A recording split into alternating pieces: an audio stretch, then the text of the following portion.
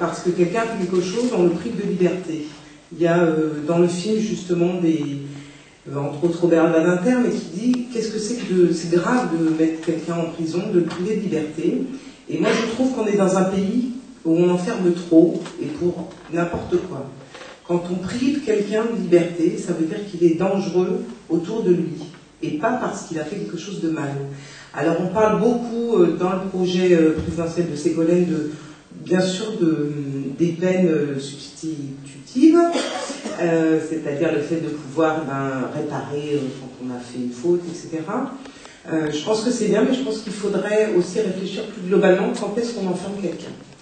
La deuxième chose, c'est le fait qu'effectivement, comme tu le décrivais, aujourd'hui la France est considérée comme, en matière carcérale, comme ayant un traitement inhumain et cruel de ses détenus.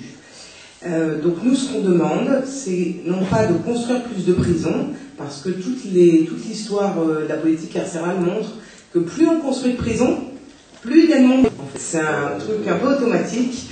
Et nous, on dit une chose très simple, on respecte la loi qui veut qu'il y a une personne par cellule, et s'il n'y a plus de place, on ne les met plus en prison. Qu'est-ce qui va se passer à ce moment-là?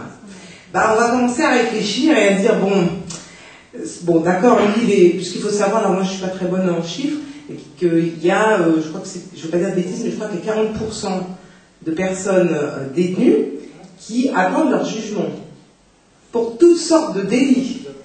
Donc on pourrait se dire qu'il y en a sûrement certains qui sont dangereux pour la société, qui sortiraient, qui tueraient quelqu'un, puis il y en a peut-être d'autres, on pourrait quand même les laisser dehors. Et donc nous ce qu'on demande, et donc moi je l'ai demandé officiellement dans le programme de Ségolène Royal, c'est d'inscrire le fait que cette loi soit respectée et que dans la politique carcérale, on décide qu'il n'y aura plus de cellules avec jusqu'à 7, dans le film, dans le documentaire qui nous était montré mardi, jusqu'à 7 personnes dans 15 mètres carrés.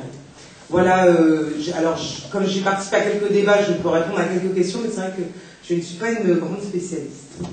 Merci.